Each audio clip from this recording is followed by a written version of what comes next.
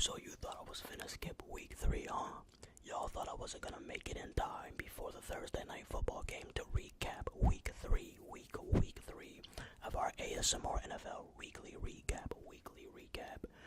And man, these standings are surprising in a good and bad way. There's some teams that had high expectations. Well, I had high expectations for them, like the Browns, the Bengals, the Ravens, that are struggling, and then there's teams that are undefeated, like the Steelers, the Buffalo Bills, and the Vikings. Who the heck? Well, we knew Benny thought the Bills were gonna go undefeated this year or whatever, but who would have thought those would be 3 of the 5 undefeated teams left in the regular season so far? I think the other 2 teams are the Seahawks with no Teddy Bridgewater, by the way. Yes, the Seahawks and the Chiefs. The Chiefs, I'm not gonna give them too much credit. We knew they would be dominant. A lot of people probably felt the Chiefs would have an easy ass path, kind of like how the Celtics had a path this year. It looks like that might not be the case based on the start of to the season. So we're gonna do things a little bit different this episode. Normally, I just discuss one game, and we talk about that one game throughout the entire video. I'm actually gonna talk about 2 games really, and we're gonna go around the league to discuss the league leaders. League leaders on your screen, as you can see. Dak Prescott was shockingly leading the league in passing yards. I'm actually surprised Josh Allen didn't find his way on that list so far. Saquon Barkley is number 1 in rushing right now. Derrick Henry, after that monster game against Dallas, has made his way into the top 5. Derrick Henry has been getting disrespected all damn regular season and off season by fans, acting like he's still not like that. So shout out to Derrick Henry, man. But yeah, the Bulls. I was about to say the Bulls. Shout out Derrick Rose, who just retired. Shout out to Derrick Rose, who just retired. But the Bills, yeah, like I said, are one of the undefeated teams. I wouldn't say that they're the best team. I would say they're a top 3 team. In my opinion, the best team so far has been the Vikings, just because I felt like the Vikings have played more complete teams. Now, don't get me wrong. The Bills have still played pretty good teams, or pretty talented teams. They play some good offenses. I know they played San Fran and Miami. So those are 2 really good offenses, and they did their thing. But the Vikings, I know they played the Texans. They played the 49ers. They have played, I would think, tougher teams. The Steelers haven't really played anybody that crazy. But shout out to the Steelers too, man. Damn, I really hope I win this $20 with my coworker, man. I really need the Browns to make the playoffs. But yeah, so let's start off with the Bills. The Bills versus the Jaguars. We're gonna start with that game. We're not gonna spend too much time on it, because it was a damn blowout, man. It was an absolute ass kicking, man. The Bills had all the momentum from start to finish. They dominated the game. Honestly, from start to finish, Josh Allen has been balling. I'm surprised he's not top 5 in passing yards, like I said before. And you know what Josh Allen and the Bills offense reminds me of right now? It's kind of like when Tyreek Hill left the Chiefs and Patrick Mahomes had to adjust to not having his normal number 1 option receiver on the team, and he was sharing the ball with everyone, throwing it to his running backs, taking the short yardage passes. That's what you're seeing from Josh Allen. That is exactly what you're seeing from Josh Allen. He's spreading the ball around. He's throwing to his running back. He is using those legs, boy. Extending drives and plays with his feet, man. Just his ability to keep the defense honest. And I feel like it's honestly unlocked. Not having Stephon Diggs has unlocked Josh Allen. Now, what do you mean by that? What I am saying is, instead of having to always worry about, let me try and get Stephon Diggs his receptions, now he's sharing the ball with his other receivers, and it makes them more unpredictable. And harder to guard like that. So I have been very impressed. And what in the world is going on with the Jaguars, man? The Jaguars have pretty decent expectations coming into this season, man. And that just hasn't been the case, man. I really thought you guys would be struggling. I thought the Bills' offense would start to struggle because they never had much of a running game anyway. Josh Allen is always one of their leaders in rushing. But the fact that y'all don't have Diggs and y'all don't have much of a consistent running back. It just shows how good Josh Allen is. You guys still have a good secondary on defense, and you guys are just playing good football, man. You're flying to the ball in terms of tackling. You're doing a good job wrapping up defenders.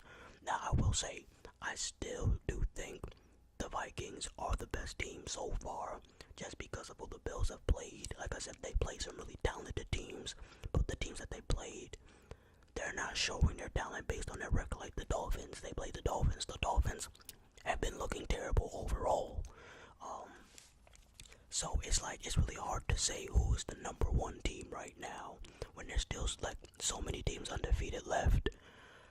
But yeah, I have been impressed with Josh Allen a lot. Coleman is doing his thing, but it's not even really just Coleman ascending or anything like that, like turning into a Pro Bowler or anything like that. It's really just Josh Allen taking what the defense give him. He's not putting the ball into harm's way like he normally does, especially in the postseason. That's what he's known for, putting the ball into harm's way. But he's limiting those mistakes. Alright, now let's jump into talking about the Jaguars real quick. Oh, by the way, if I had to vote for MVP right now, it would be Josh Allen. But yeah, the Jaguars look terrible, man. They have, and it's crazy, is they were supposed to be really good this year. I feel like a lot of people had them sneaking into the playoffs. Man, they might not even sneak their way into third place in the division, boy. Trevor Lawrence is taking a step back. I don't know if it's a lack of confidence, because he has weapons. He has a really good run game. Their defense, they have a good D-line, but they just not playing up to their standards. Too many. If I had to blame two people for the Jaguars, it would be Trevor Lawrence and their coach. Bad decision making at both positions. The Ravens are 1-2.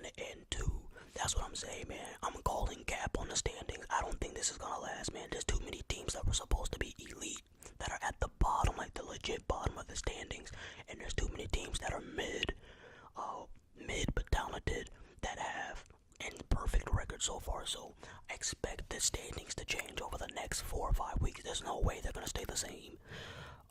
But yeah, the Ravens versus the Cowboys. The Cowboys took a big fat L, man. I don't know what's going on with the Cowboys defense. They were supposed to have one of the best defenses in the league. They've always been able to rely on their defense, even when their offense hasn't shown up, and we've seen that in how many playoff games, years in a row. Their offense has actually been pretty good, as you saw before. Dak Prescott is leading the league in passing yards. CeeDee Lamb, Brandon Cooks. Now it does make sense since they don't really have a true running back. I think that's probably what the biggest loss of the team is. The loss of Tony Pollard is really hurting them, because they're so predictable. They defenses know they're not dropping back and handing the ball off to anybody. They're gonna pass the ball. CD is their best offensive weapon, so I guess their play style is just becoming predictable. So I think the loss of Tony Pollard has hurt them. Ezekiel Elliott, I don't even know why they brought that man back. They probably just bought him back for vibes, thinking, oh, we're gonna try and get plus 20 chemistry and try to win a Super Bowl off the plus 20 chemistry that Ezekiel Elliott brings us. No, boy. no, boy. Their defense is getting cooked. Like I said in my last video, if you're able to run the ball, you can beat the Dallas Cowboys. It's been like that for the last 2 or 3 years, and it's pretty much like that for any NFC East team. The Eagles, the Giants. If you can run the ball against them, you can beat them.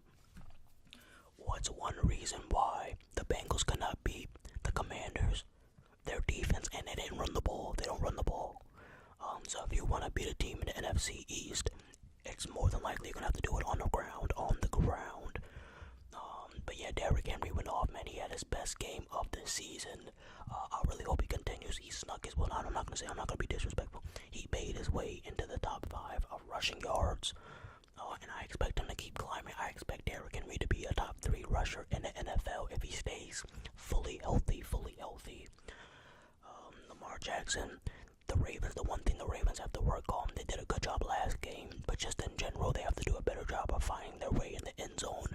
There's too many times where they put together like really good drives, and then they get in the red zone and don't come away with any points, or they come away with 3 points. So I would say the Ravens have to continue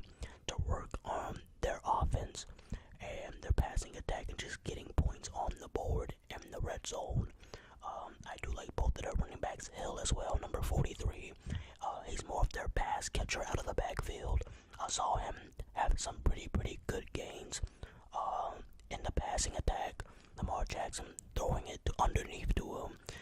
He had a few really big plays, and he's really fast. He has some good rushing yards too, so I think the duo rushing attack of the Ravens will help Lamar as the season progresses and in the playoffs and the postseason. And I am really looking forward to the Dallas Cowboys game tonight. They play the New York Giants, New York Giants tonight. I think it comes on at 8:30. I don't know who the home team is. Let me Google it. It might be New York. Cowboys versus Giants. Yeah, Cowboys are the away team, so the Giants are at home. The Giants are 1-2 as well, so whoever wins this game tonight will have a 500 record. The Giants, there's no way the Cowboys should lose this game, because they're just a way better, more balanced team. Yes, the New York Giants have been playing good football, or solid football, better football than probably Giants fans anticipated. It's really just been Malik Neighbors. Daniel Jones is still turning the ball over, so it's the same Daniel Jones pretty much. So I am expecting the Cowboys to win this game. Enough is enough. The Cowboys will win this game, and they will win it they might win this game by at least 2 touchdowns. That's my prediction. The Cowboys will beat the Giants by more than 14. It'll be like 17 or 20 points. Yeah, it's just time for them to step up, man. But yeah, thank you guys so much for watching. I am happy I was able to get this video out. I'm about to go straight to work now. So thank you guys so much for checking out the channel. We have surpassed 1,300 subscribers officially. We're like at 1,302 or something like that. Thanks for watching, and I'm out. Peace. Hey. SGA sucks. Anthony Edwards is better.